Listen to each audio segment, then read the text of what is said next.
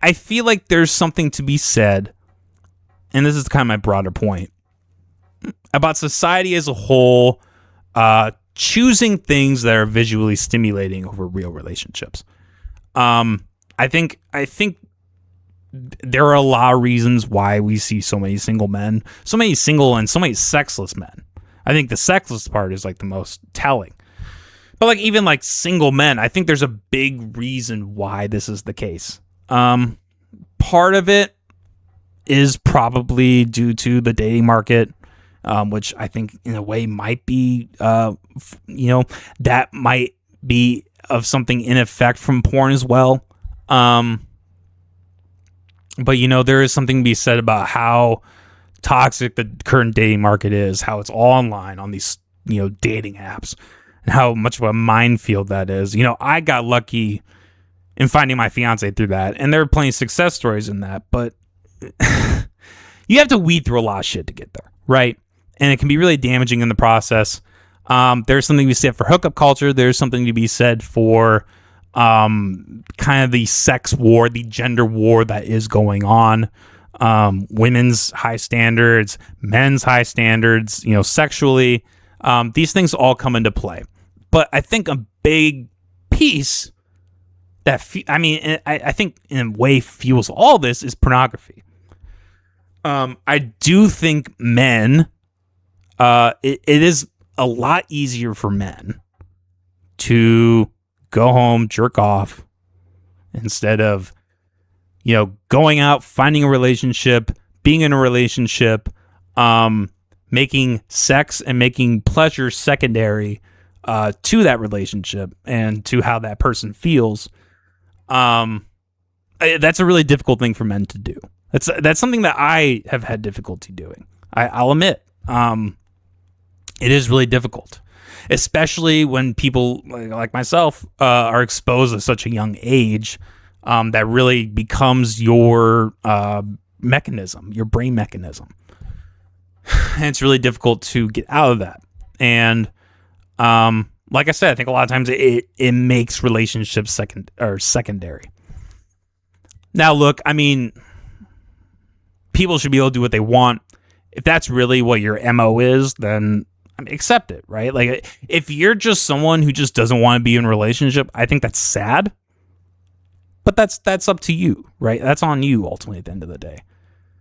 But I wonder how much of it is genuine and how much of it is just chasing this thing that doesn't really exist in reality.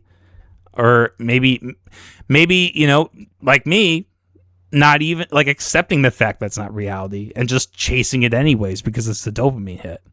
Maybe that's why a lot of these guys are single, because and sexless. I think that's the most telling thing. They're sexless because they can just jerk off to porn and they can get all that dopamine hit. They can get all these fantasies, all these, women doing extreme sexual acts that, regular modern women don't do. Even though, I think that this is kind of weird, but I know anal sex amongst women has increased dramatically over the last decade or so. Big part of that is because of pornography. And this is the thing, it doesn't even just affect men, it affects women too. Like they take the signal from pornography, like, oh, this is what men want, and then they replicate that, and then it kind of just feeds the cycle. And I don't think any of this is anybody's fault. I don't think it's women's fault for that. I don't think it's men's fault for that.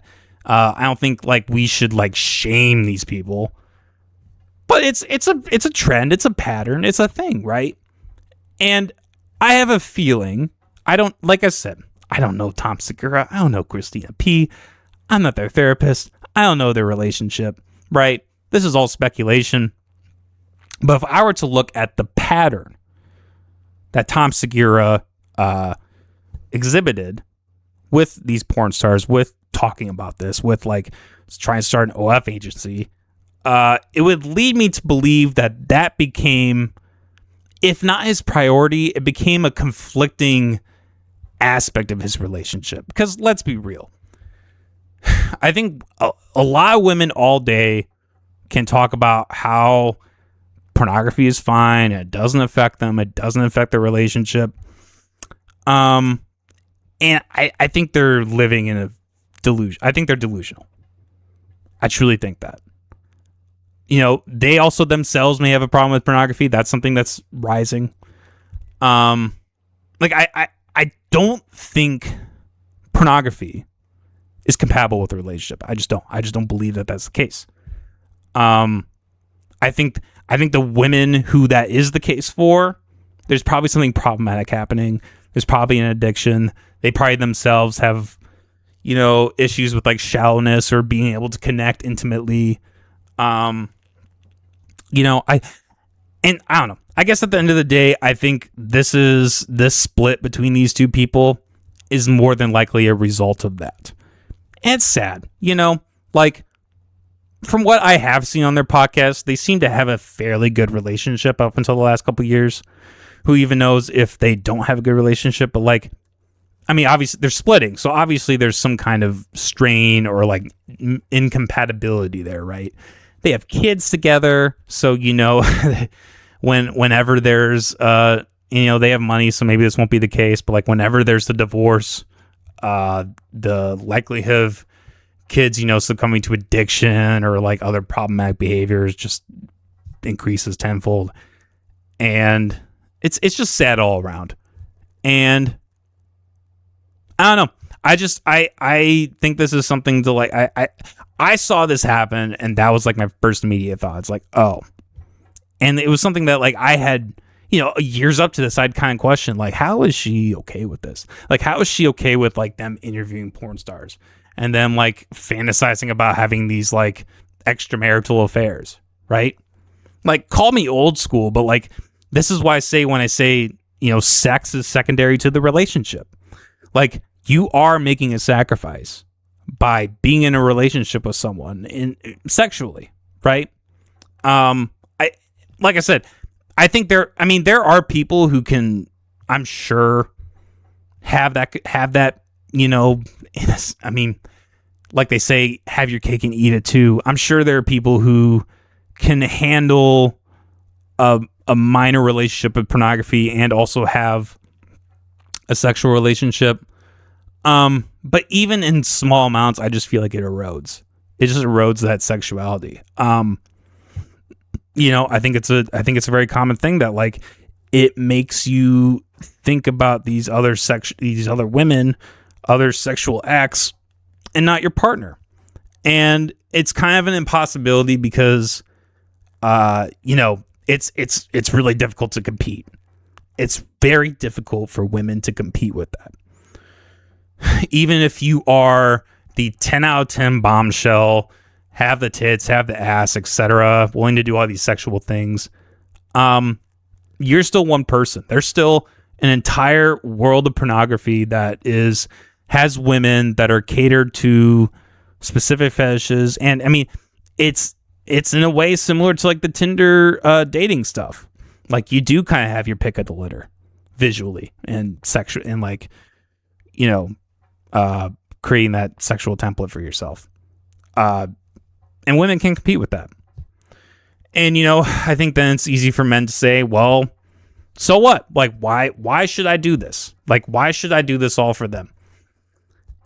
I mean, that's really up to you, man. I think there's a fair argument to that in a sense, but then you're not going to be able to have a good relationship.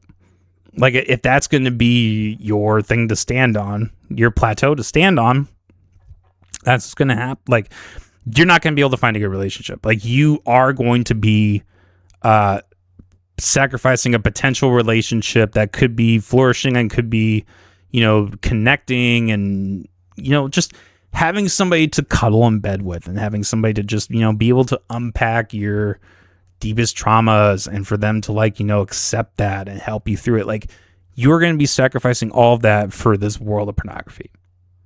And you can numb yourself to that. You can, you can carry that for a while, but fuck, the loneliness is going to kick you in the ass, man.